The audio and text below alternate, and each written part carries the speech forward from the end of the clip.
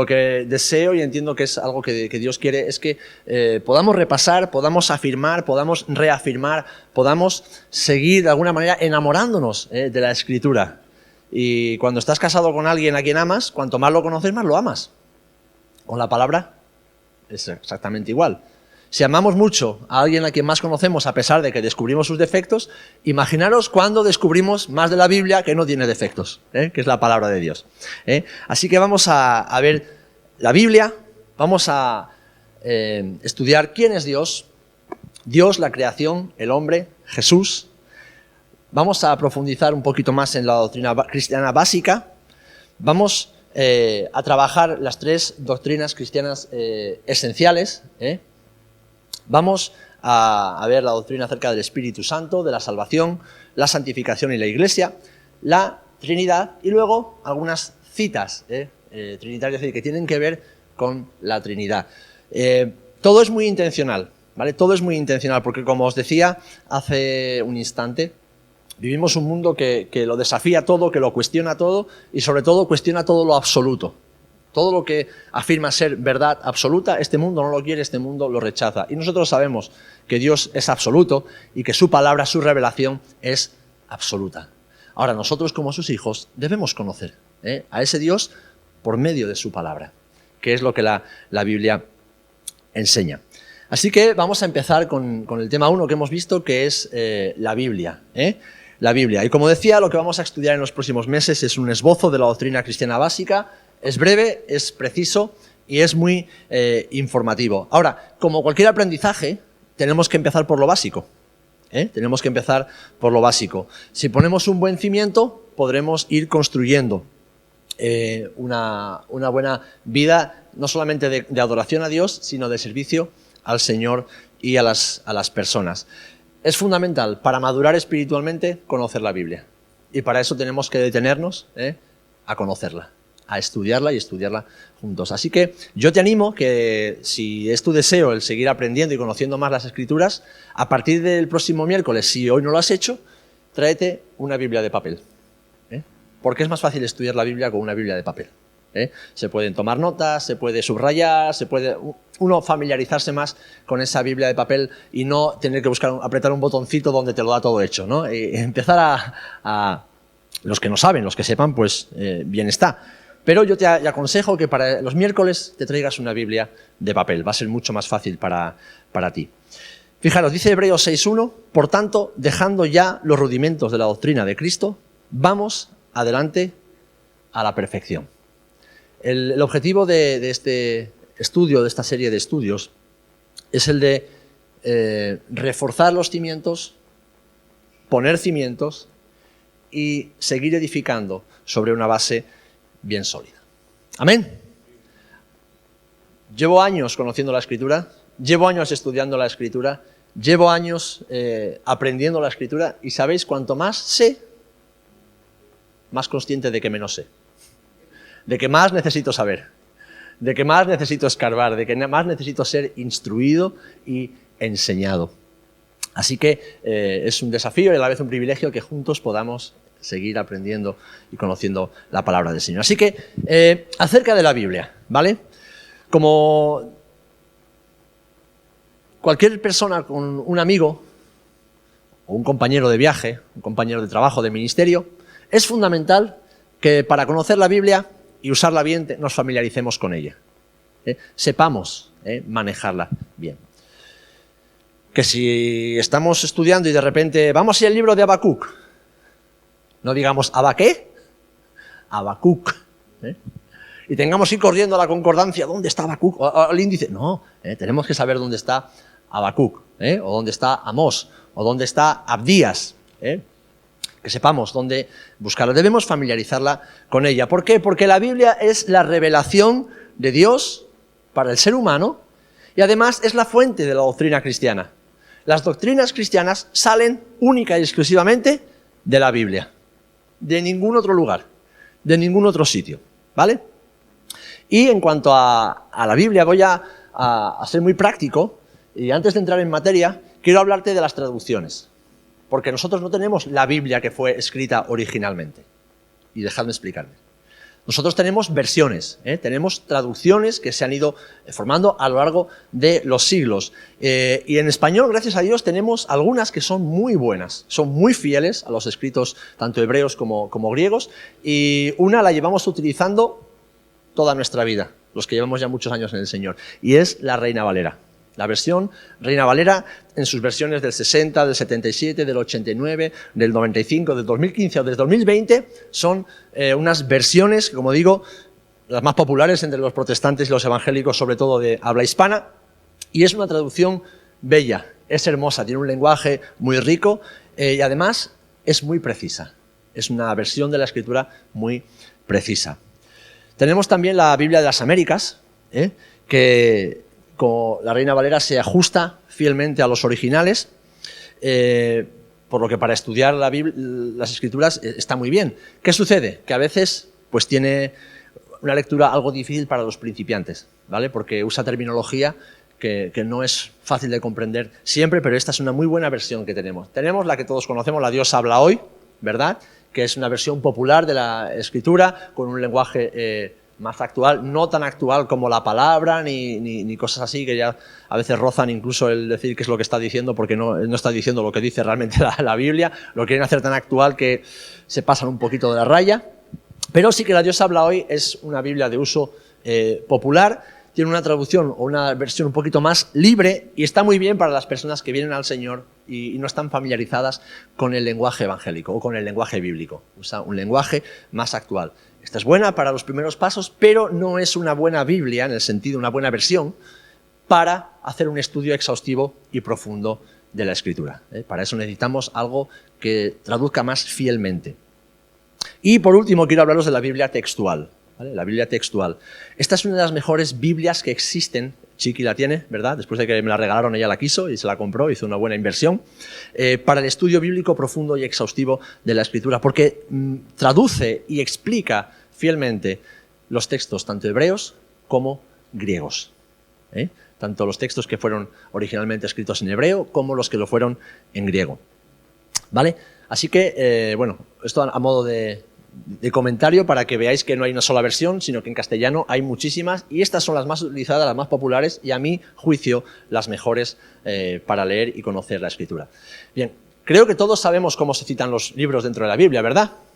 Que si decimos 1 Corintios capítulo 3 versículo 27, sabemos lo que estamos diciendo. Bueno, eso es importante y eso es importante que si lo sabemos, lo enseñemos. Por ejemplo, los que tenemos hijos en edad de aprendizaje, que les enseñemos qué es lo que estamos diciendo. Que si estamos discipulando a alguien que acaba de convertirse, que se lo expliquemos. Que cuando en una página de la Biblia pone 1 y de repente al lado pone Tesalonicenses con un 3, 2 puntos y un 7, que esa persona sepa que tiene que ir a la primera carta del apóstol Pablo a los tesalonicenses, que está en el Nuevo Testamento, al capítulo 3, al versículo 7.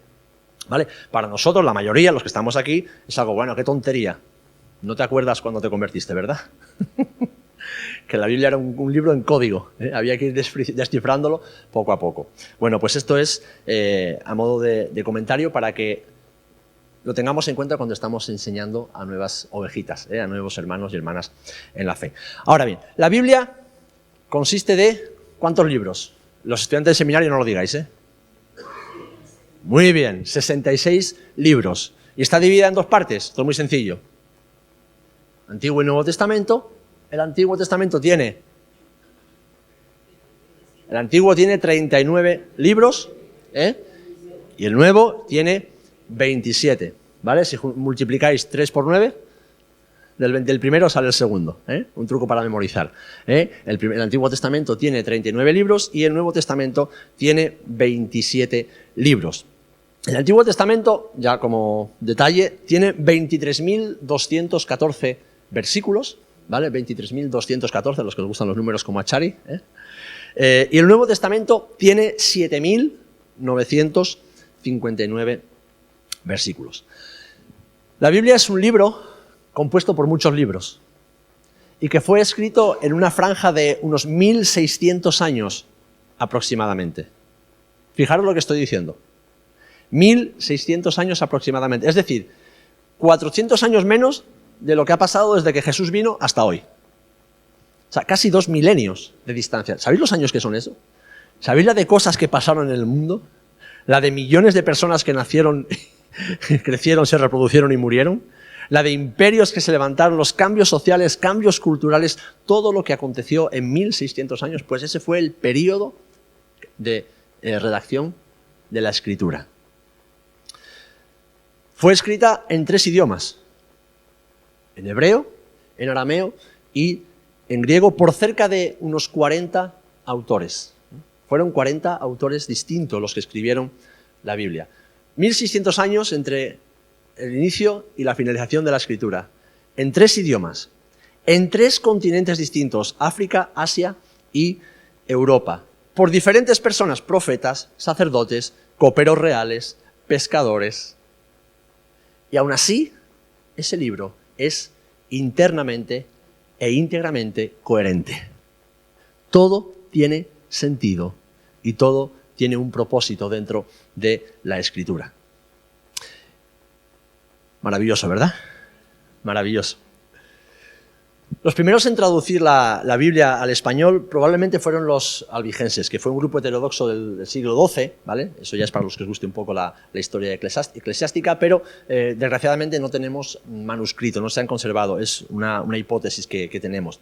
Ahora, la primera traducción al español, que sabemos que sí se hizo y fue completa, fue en el año 1280 y bajo el auspicio de un rey muy famoso, Alfonso X, el Sabio. Fue sabio porque hizo traducir la Biblia, entre otras muchas cosas. Pero sabemos que en esa fecha sí contábamos con la primera traducción al español completa de toda la Biblia. Ahora bien, no estamos hablando de la Biblia que nosotros conocemos, porque la primera Biblia protestante, o la primera Biblia que es la que nosotros tenemos hoy día, ya tuvo que esperar algunos siglos después, fue en 1569 en Basilea y fue la que conocemos como la Biblia traducida por don Casiodoro de Reina y Cipriano de Valera, ¿verdad? Cipriano de Valera, en el 1569. Ahí sí que ya tenemos la primera Biblia protestante. Y si ya vamos al continente americano, en Sudamérica, la primera traducción al español se hizo en México, se llama la Biblia de Bence, en el año 1831. Como veis, hubo que pasar por diferentes procesos y en el tiempo se fueron haciendo diferentes versiones. Ahora, este dato sí que es súper interesante y tiene mucho que ver con lo que Jesús le dijo a sus discípulos antes de ascender al cielo en la Gran Comisión. ¿Cuál es la Gran Comisión? Mateo 28, 19 y 20. A toda criatura, ¿vale? ¿Cuándo Jesús volverá? ¿Cómo que no? ¿Cómo que no? Yo no he preguntado por la fecha. He dicho ¿cuándo volverá Jesús? Cuando todo el Evangelio haya sido predicado en todo el mundo no, a todas las naciones, ¿vale? A toda etnia, a toda etnia y nación, ¿vale? A toda cultura, etnia y nación. Bueno, pues ahí voy. Hasta el año 2021, es decir, hasta hace un par de años, la Biblia había sido traducida, total o parcialmente, a casi 3.495 lenguajes y dialectos. Es decir, que la Biblia, total o parcialmente, ha sido puesta al alcance de más del 90% de la población mundial. Lo cual nos acerca mucho a la venida de Jesús. La Biblia completa se ha traducido y se ha llevado a 717 idiomas o dialectos. El Nuevo Testamento, solo como Nuevo Testamento, que sabéis que se utiliza mucho en el evangelismo, a 1.582 idiomas o dialectos. Porciones, como por ejemplo el Evangelio de Juan, que es el que más se ha traducido a más versiones, 1.169. En total, 3.495 idiomas o dialectos que han sido alcanzados con la Escritura. Es decir, más del 90% de la población mundial, ¿vale? Y esto es algo maravilloso, que realmente nos refuerza en esa creencia de que lo que Jesús dijo se va a cumplir. y de que estamos más cerca de que se cumpla ese regreso, además de las señales y todo eso que ya sabemos, pero la principal es esta, que el Evangelio haya sido predicado a toda nación, a toda etnia y a toda lengua. Amén. Como detalle también que sepamos que la Biblia, la primera vez que los libros de la Biblia fueron divididos en capítulos fue en el año 1228.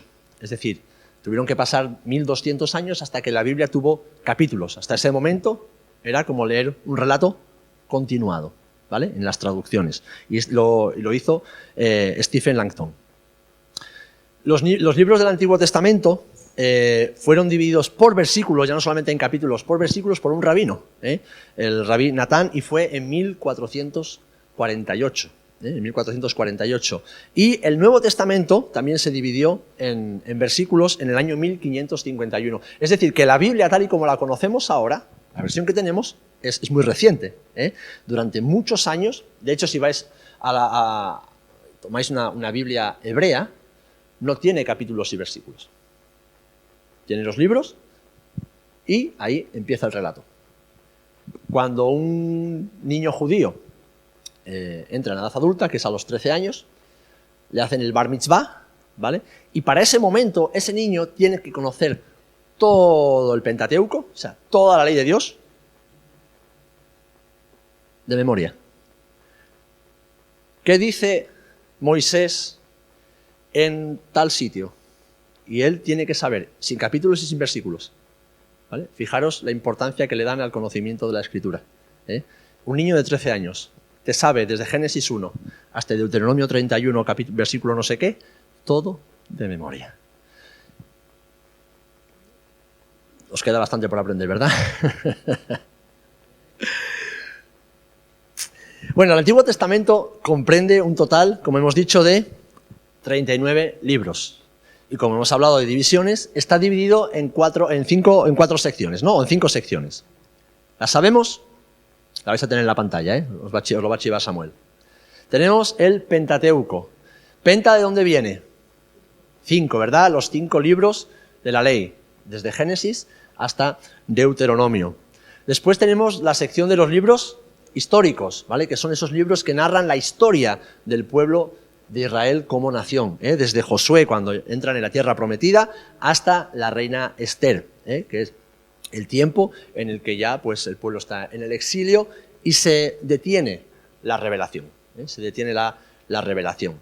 Tenemos después los libros poéticos, que son esos libros que son revelación de Dios, pero que han sido expresados en forma de poesía o de lírica, como pueden ser, pues, hacemos los salmos, los proverbios, cantar de los cantares, etc. Tenemos luego los libros proféticos y estos se dividen en 2 partes, los profetas mayores y los profetas menores. Importante, no son mayores o menores porque el mensaje sea más importante el de uno que el de otro, sino por la grandeza, la cantidad, la extensión del texto. Isaías, Jeremías, Ezequiel y Daniel son libros muy extensos en contenido y el resto de profetas son libros más cortitos, incluso algunos pues tienen 1, 2 o 3 capítulos, y es por eso por los que se les divide en profetas mayores o menores, pero no porque sean de menor importancia, porque de hecho en cuanto al advenimiento del Mesías, los profetas menores tenemos allá a Malaquías o Zacarías, que nos habla de los últimos tiempos, y dan detalles muy, muy exactos en cuanto a Jesús. Pentecostés, ¿dónde fue profetizado el día de Pentecostés? En el libro de Joel, en el capítulo 2, y 3 y 4, y ahí tenemos que con 4 capítulos Dios está hablando no solamente de Pentecostés, sino del gran día de Jehová. Está hablando del día en que el Señor venga a juzgar a todas las naciones. O sea, realmente el mensaje es muy poderoso y trascendente, pero la extensión del libro es cortita. Entonces es bueno también saber esto. Yo siempre recomiendo, al que le gusta saber qué pasará en el futuro, que lea el Apocalipsis, pero que lo lea acompañado de Daniel. Daniel y Apocalipsis tienen que ir siempre juntos y de la mano para, con la ayuda del Espíritu Santo, entender un poquito. Hay cosas que no las vamos a entender hasta que el Señor nos las revele, pero sí por lo menos para tener una idea de lo que es lo que el Señor está haciendo. Entonces, esto es como está dividido el Antiguo Testamento, ¿vale? Entiendo que son cosas que la mayoría sabíais, pero es bueno refrescarlas y recordarlas. El Nuevo Testamento, hemos dicho que tenía 27 libros, ¿vale? Y este se divide en 4, este es más fácil, ¿eh? Tenemos los 4 primeros libros del Nuevo Testamento, que son los Evangelios, las buenas nuevas, del Señor, de Mateo, Marcos, Lucas y Juan. Después tenemos los libros de historia, que es nada más que uno, que es el libro de Hechos de los Apóstoles, que en este caso sería Hechos del Espíritu Santo. Narra la historia, es más, fue escrito este libro por un historiador, el mismo que escribió el Evangelio de Lucas, y si vemos la estructura del Evangelio de Lucas, es muy similar a cómo narra el libro de los Hechos. De hecho, Lucas lo escribió como una continuación. Cuando empieza el libro de Hechos, como te conté en mi primer tratado, ¿a qué tratado se refiere Lucas? Pues al Evangelio, a la historia de Jesús después de haber indagado y consultado a diferentes testigos oculares y cerciorarse de que las cosas que se contaban habían sido ciertas. O sea que vemos a un hombre que para Pablo era su médico amado, además de historiador. Lucas era médico y Dios se usó de él para tener uno de los evangelios. Y los primeros años, el libro de Hechos narra los primeros 30 años aproximadamente de la vida de la iglesia después de que Jesús ascendió al cielo. Tenemos luego las epístolas. Una epístola es literalmente una carta, ¿vale? Son cartas de los diferentes autores. Algunos eran los propios o apóstoles de Jesús, como puede ser Juan o puede ser Pedro. Tenemos a Judas, tenemos a Jacobo, el hermano de Jesús, que se convirtió después, creyó después de que Jesús resucitó. Pero tenemos el bloque más importante, que son las cartas del apóstol Pablo, el último de los apóstoles, y como él mismo se define, un abortivo, uno que no era digno de, pero que el Señor lo llamó por su misericordia. Y tenemos al final los proféticos, y en este caso es un libro, que es el libro de Apocalipsis. Apocalipsis es una palabra griega que significa literalmente revelación, ¿vale? Algo que ha sido revelado. Y si leemos, vemos que es Juan, que cuando estaba en la isla de Patmos, exiliado, Dios le reveló acerca de lo que sería los últimos tiempos, pero haciéndole un repaso de lo que ha sido la historia, no solamente del pueblo de Israel, sino de las naciones y también de la lucha que hay, la lucha espiritual que hay entre la luz y las tinieblas. Bueno, después de todo esto, ¿creemos que el texto bíblico y los documentos bíblicos son fiables? ¿Creemos en la confiabilidad de los documentos bíblicos? ¿Sí o no? Bueno, pues hay muchos creyentes que no. Por eso es importante que nosotros indaguemos y estudiemos. También para combatir a aquellos que dentro de la Iglesia ponen en duda la confiabilidad. Hay muchos idólatras de la teología que se lían la manta a la cabeza y se vuelven locos de tanto estudiar y escuchar a quien no tienen que escuchar y ponen en duda la confiabilidad, ponen en duda la fiabilidad de la Escritura. La Biblia ha llegado hasta nosotros textualmente pura, y esos son datos, en un 98,5%, ¿vale? Un 98,5%. Alguien dirá, ¿cómo no es el 100%? Tranquilos, tiene todo una explicación. Textualmente, estamos hablando textualmente, no estamos hablando de que no sea revelación de Dios, pero estamos diciendo que los manuscritos originales, que ya no tenemos acceso a ellos porque se perdieron en el tiempo, han sido copiados y copiados y copiados y copiados y copiados a lo largo de más de 1000 años, por diferentes hombres, de diferentes culturas, en diferentes contextos, con diferentes lenguajes, ¿vale? Entonces, ¿qué significa el 98,5%? Pues que a través de todo el proceso de copia reiterada de todos sus libros a lo largo de los siglos, solamente cabe alguna mínima duda de un 1,5%, ¿vale? Y ahora voy a explicar acerca de ese 1,5%. Esto comparado con otras obras de la antigüedad, ¿vale? Como pueden ser los escritos de Platón, de Sócrates y muchos de los filósofos, es incomparable. ¿Por qué? Porque estos escritos ni siquiera se aproximan a la exactitud de la Biblia en cuanto a sus copias. Si hoy tomamos porque no tenemos los originales de la filosofía de Platón, no los tenemos. Esos se escribieron en su momento y se perdieron. Se han ido copiando y recopiando. Pero es que desde los manuscritos más antiguos que tenemos a las copias más modernas hay una diferencia de escritura, de contenido y del texto que a veces son dos libros distintos.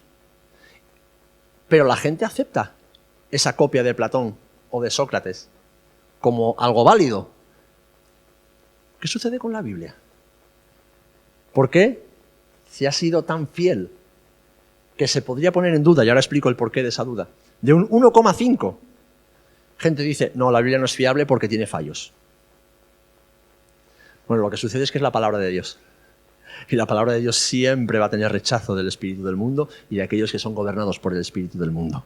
Y tristemente, incluso a veces dentro de la iglesia. El 1,5% del texto sobre el cual hay dudas, en primer lugar, no afecta en absoluto a la doctrina. ¿Por qué?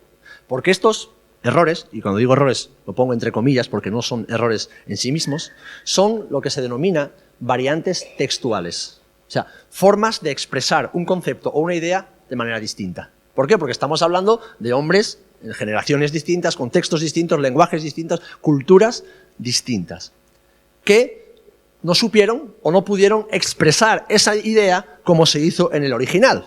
Entonces, cuando se va traduciendo, pues hay una variación, pero no es un error, simplemente es una variación. Y consiste principalmente en modificaciones de palabras o de ortografía, pero no en el significado, no en el contenido del texto. Y ese 1,5% en el cual podríamos tener alguna duda de su originalidad, en ninguno de los casos, y eso está verificado, afecta a la doctrina fundamental, afecta a las enseñanzas fundamentales de la Escritura. De hecho, el Antiguo Testamento no tiene tantos manuscritos como el que respalden su veracidad o su confiabilidad como el Nuevo Testamento, pero aún así es extremadamente confiable. Y de hecho hay 3 de los que quiero hablaros, ¿vale? Seguro que alguno ya lo habéis escuchado, o 2 por lo menos. Primero, la Septuaginta, ¿vale? Una palabra también griega. La Septuaginta es una traducción del Antiguo Testamento, hebreo, evidentemente, al griego, que fijaros, se hizo entre los siglos 3 y 2 antes de Cristo. Es decir, 200 y pico años antes de que naciera Jesús, ya había una traducción del hebreo al griego de todo el Antiguo Testamento. Y este libro da testimonio de la confiabilidad y consistencia del Antiguo Testamento cuando se compara con los manuscritos hebreos que a día de hoy tenemos. Si tú tomas una Biblia hebrea, ¿vale? Hebrea, la que usan los judíos, y vas a la Septuaginta, ves que son similares. Ves que lo que está diciendo una y otra es similar. Y estamos hablando de un manuscrito que tiene 2200 años. ¿Vale? Segundo, algo que fue el mayor descubrimiento arqueológico de la historia, de la arqueología hasta el día de hoy. Los rollos del Mar Muerto. ¿Vale? Si alguno os anima a venir a Israel conmigo, los que habéis venido lo habéis visto. En Qumran, ahí a la orilla del Mar Muerto, hay un montón de cuevas en esas montañas y cumbres del desierto de Judea, y allí en el año 60, 70 antes de Cristo, se cree que una comunidad de, sabemos decir, si monjes o personas que se habían, ascetas, ¿no? Que se habían apartado al desierto porque estaban en rebeldía contra las prácticas corrompidas del templo de Jerusalén. Durante varios siglos estos hombres y mujeres habían hecho el trabajo de escribas o de escribientes y habían hecho copias del Antiguo Testamento, además de otros muchos escritos de sus prácticas diarias, de su vida cotidiana y de algunos libros o escrituras místicas. Vale, pues en 1947, es decir, un año antes de que se estableciera el Estado moderno de Israel, un pastor estaba cuidando las cabras y una cabra, ¿qué hace la cabra? Pues tira al monte. Entonces, para ir a buscar la cabra, a veces se usa una técnica muy sencilla, pero muy útil. Agarrar una piedra y tirar una pedrada a la cabra. Por lo visto, la cabra se metió en una de esas cuevas, está lleno de cuevas, los que habéis ido conmigo lo habéis visto, y al lanzar la piedra y entrar en la cueva, escuchó como algo de cerámica se rompía. Así que este joven escaló, se metió en una de esas cuevas y encontró un montón de vasijas de cerámica que a su modo de ver eran antiguas. Volvió al pueblo, llamaron a las autoridades y ¿qué descubrieron ahí? Bueno, pues como digo, el hallazgo arqueológico más importante hasta el momento. Estos son documentos que fueron escondidos, como digo, en esas cuevas hace 2000 años aproximadamente. Y entre ellos, entre estos documentos, había copias completas o fragmentos de casi todos los libros del Antiguo Testamento. ¿Vale? Es decir, que en los tiempos de Jesús, tenemos copias completas o fragmentos de casi todos los libros del Antiguo Testamento. Y si los comparamos con la traducción que nosotros tenemos hoy a día de hoy en nuestra Biblia, son exactos. Son exactos. Pero es que lo más curioso, y eso es digno de ver, cuando uno va a Qumran, o en Jerusalén, al Museo del Libro, descubrió una copia completa del libro de Isaías. ¿Vale? El libro de Isaías está completo. Qué curioso que sea el libro de Isaías. De entre todos los libros que se podían descubrir, ¿cómo es que fue el libro de Isaías? ¿Qué libro del Antiguo Testamento está considerado el Evangelio? El libro de Isaías. En el libro de Isaías encontramos la revelación de Jesús y del Evangelio como en ningún otro libro. El plan de salvación de Dios para la humanidad como ningún otro libro. ¿Casualidad o cristoincidencia? Cada uno que lo juzgue, a su criterio. Esto se encontró, como digo, en el 1947. Antes de descubrirse los rollos del Mar Muerto, el manuscrito más antiguo que teníamos del Antiguo Testamento, en hebreo, databa de unos 900 años después de Cristo. O sea, antes de que se descubrió esto en el 1947, lo más antiguo que teníamos en hebreo databa de casi 1000 años después de Jesús. O sea, que fijaros, qué locura el encontrar algo 1000 años más antiguo, más cercano a las fuentes originales. Y esto es lo que llamamos el texto masorético, que del hebreo se traduce como masorá o tradición, el texto tradicional del Antiguo Testamento en hebreo. Cuando los rollos del Mar Muerto fueron descubriendo y se pusieron a compararlo con este texto masorético, ¿sabéis lo que nos dimos cuenta? De que eran idénticos. Que después de 1000 años de copiar a mano, tenemos la misma Biblia. Tenemos los mismos textos. ¿Qué sucede? Que hasta ese momento muchos escépticos y muchos hombres críticos con la Escritura y con la confiabilidad de la Escritura, pues estaban siempre ahí dando guerra, y poniendo en duda todo. En ese momento, muchos genios fueron obligados a guardar silencio y lo siguen guardando hasta hoy. Amén. Datos de historia, pero que son importantes que nosotros como creyentes conozcamos. En cuanto al Nuevo Testamento, aquí así, tenemos el Nuevo Testamento con el apoyo de más de 5000 manuscritos griegos actualmente en existencia. ¿Vale? Actualmente hay más de 5000 manuscritos griegos del Nuevo Testamento y hay más de 20.000 en otros idiomas. Séase el antiguo, el siríaco, el latín, el copto, etcétera. ¿Vale? Otros idiomas a los cuales ha sido traducido y ha sido copiado reiteradamente. De todos estos textos, comparados entre ellos y con la Biblia actual que nosotros tenemos en español, el porcentaje de variación entre lo que vemos en esos textos, en sus originales, es decir, en el griego, y luego las traducciones, y lo que nosotros tenemos a día de hoy en español, el porcentaje de variación, ¿sabéis de cuánto es? Un 1%. Y como decía hace un instante, son variaciones en cuanto a palabras, o en cuanto a ortografía, o en cómo se expresa un concepto o una idea, pero que no cambia el contenido. ¿Bien hasta aquí? ¿Alguna duda? Bueno, yo sé que todo esto que estoy diciendo ya lo sabíais, ¿verdad? Algunas cosas sí, otras cosas no. ¿Veis cómo al final siempre se aprende alguna cosita nueva? Bueno, cuando alguien se compra un electrodoméstico nuevo que nunca ha utilizado, ¿qué es lo primero que hace? Si es un hombre, lo descacharra y luego mira las instrucciones. Si es un hombre, intenta montarlo y luego cuando ve que sobran tornillos o faltan estanterías, mira la instrucción y lo desmonta otra vez y ha perdido 3 horas de su vida. Pero si es una mujer, ¿qué hace? Primero mira las instrucciones y después le dice al hombre cómo se monta.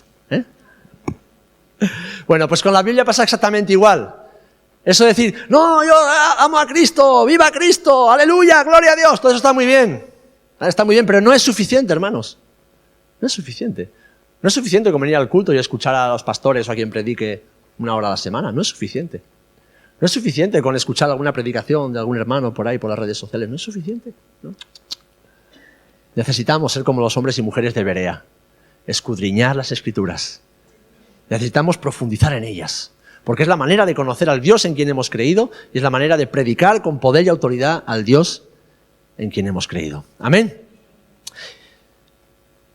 Algunas fechas aproximadas de cómo se produjo el Nuevo Testamento, de cuándo fue escrito, son las siguientes. Las cartas de Pablo aproximadamente se escribieron entre el 48, después de Jesús, y el 66 más o menos, que se escribió la última. El Evangelio de Mateo se cree que se escribió entre el 70 y el 80 después de Jesús, ¿vale? Ya Mateo murió viejito. El Evangelio de Marcos se cree que fue el primero de todos ellos, entre el 50 y el 65, es decir, unos 15 años, 20 años después de la muerte de Jesús. Lucas y los Hechos fueron escritos entre el 60 y el 65 aproximadamente. El Evangelio de Juan entre el 80 y el 100, o sea, Juan sí que murió bien mayor. Y el Apocalipsis se cree que aproximadamente por el año 96 después de Cristo. Y es importante notar que el Nuevo Testamento no surgió porque Dios le dijo a los hombres, venga, escribid lo que dijo Jesús. No. En principio se creó la necesidad. ¿Por qué? Porque ya había un crecimiento muy grande de la Iglesia. Y muchos de los que estaban creyendo en el Señor no habían sido testigos oculares ni auditivos, no habían escuchado a Jesús directamente. Entonces ya se estaban empezando a formar falsas enseñanzas y herejías. Así que los padres de la Iglesia, es decir, los apóstoles, vieron la necesidad y guiados por el Espíritu Santo, cada uno con lo que él recordaba, y guiado por el Espíritu Santo, de dejar por escrito lo que Jesús había dicho para sacar de dudas a aquellos que creían que Jesús había dicho algo distinto de lo que ya se decía en algunas iglesias, ¿vale? Igual que Pablo, cuando Pablo enseña doctrina, muchas veces es para rebatir falsas enseñanzas. La epístola de Judas, la epístola de San Pedro, son epístolas que están rebatiendo a herejes que había ya dentro de la iglesia del siglo I. Cuando el apóstol Juan habla de los nicolaitas, son herejías que surgían dentro de la iglesia, ¿vale? Entonces, a veces Dios usa la necesidad para traer su revelación. Y así fue como poco a poco se fue conformando el Nuevo Testamento. Y ya voy a concluir. ¿Ya? Bueno, mejor poquito que os quedéis con hambre, que no un atracón. Además, he dado muchos datos y mucha información. Si alguno quiere toda esta información, yo después se la paso, ¿vale? Para que podáis repasarla en casa y tomar notas y demás. Inspiración e inerrancia de la Biblia. Inspiración sabemos lo que es, ¿verdad? Inerrancia no es una palabrota, ¿vale?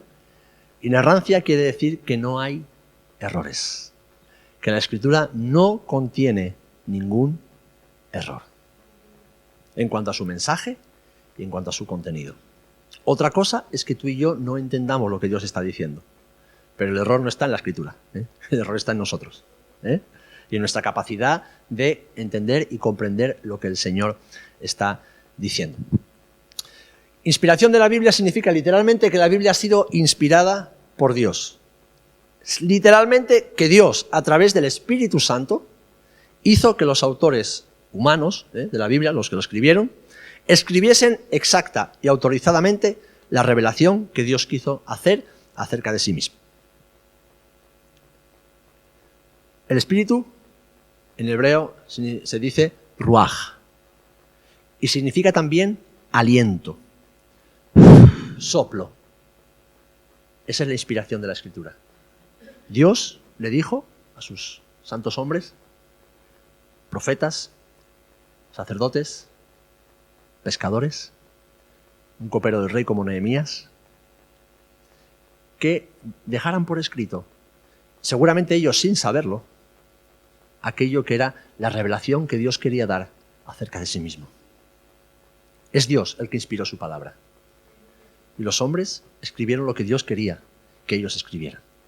Dios respetó el carácter, la personalidad de cada uno, el estilo, incluso la capacidad literaria que cada uno tuvo. No es lo mismo escuchar al apóstol Pablo, que hasta Pedro dice, hermanos, esos escritos de nuestro hermano Pablo, algunos de ellos incluso difíciles de comprender. O sea, Pedro, que era un hombre pescador, un hombre del vulgo, había estado con Jesús, pero él no había tenido la posibilidad de estudiar a los pies de Gamaliel como había tenido el apóstol Pablo. Pablo era un teólogo, Pablo era alguien, un doctor de la ley. Así que su capacidad de expresión podía ser mucho más culta y mucho más elaborada, como lo podía ser la de Lucas como historiador, que tal vez la de alguien que no tenía esa formación. Dios respetó eso, pero cada uno de los hombres que escribieron la Escritura escribieron exactamente lo que Dios les dijo que escribieran. Incluso en las epístolas de Pablo, que son cartas de un pastor a sus ovejas, él está siendo inspirado por el Espíritu Santo para escribir exactamente lo que Dios quería que escribieran. Así que la Biblia es inspirada por Dios. Fue Dios el que respiró con su espíritu en la vida de estos hombres. 2 Timoteo 3:16 dice así: toda la Escritura es inspirada por Dios. Toda. Y Pablo aquí no se refiere al Nuevo Testamento. Está refiriéndose a lo que tenían revelado hasta ese momento, que es el Antiguo Testamento. Pablo estaba escribiendo el Nuevo Testamento sin saberlo.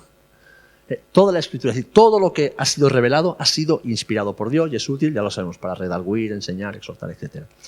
A través de instrumentos que eran los profetas y los apóstoles. Segunda de Pedro 1:21 leemos: porque nunca la profecía fue traída por voluntad humana, sino que los santos hombres de Dios hablaron siendo inspirados por el Espíritu Santo. Esto es fundamental, que lo tengamos claro. Es Dios el que ha inspirado su palabra y los hombres que la escribieron fueron instrumentos en las manos de Dios. Inerrancia carece de todo error.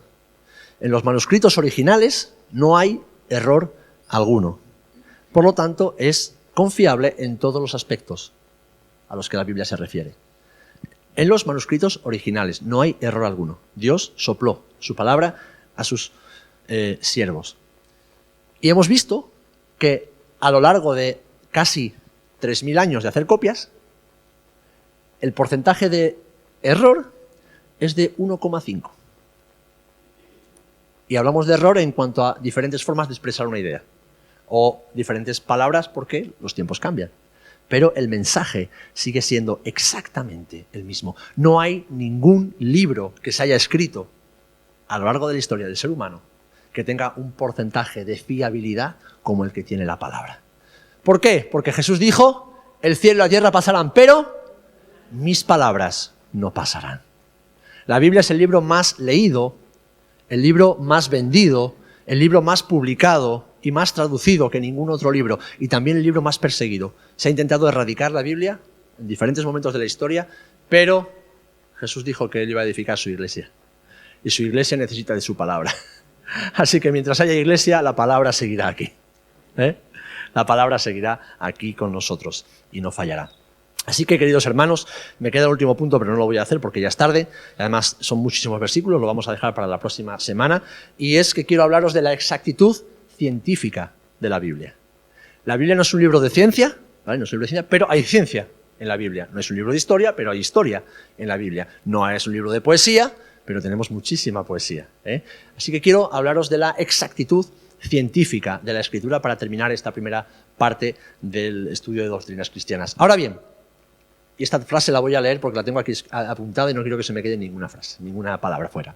Todo verdadero cristiano acepta la inspiración y autoridad de la Biblia sin reservas ni objeciones.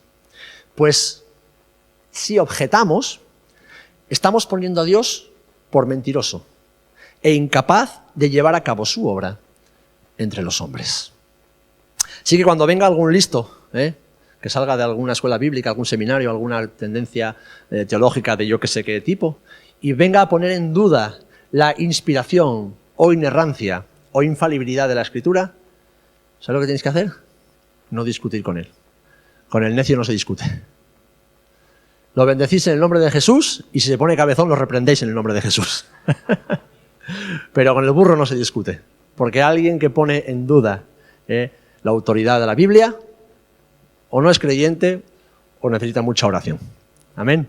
Así que nosotros, como verdaderos hombres y mujeres de Dios, con humildad, con muchísima humildad y sabiendo que tenemos todo por aprender, nos aferramos a esa verdad absoluta de que la Biblia es la verdad. Es la única verdad. Es la verdad absoluta y eterna. La revelación de Dios. Y nosotros tenemos el privilegio de poder leerla, poder comprenderla a través del Espíritu Santo que nos ilumina, poder enseñarla, poder compartirla. Que Dios nos ayude a aprovechar cada día en nuestras vidas ese maravilloso privilegio. Y que podamos cada día crecer en madurez espiritual, conociendo la Escritura para ser obreros, como bien orábamos antes, en la mies del Señor, cada día más capacitados, cada día mejor formados, cada día con más herramientas espirituales para hacer la voluntad del Señor. Amén. Pues que el Señor los bendiga.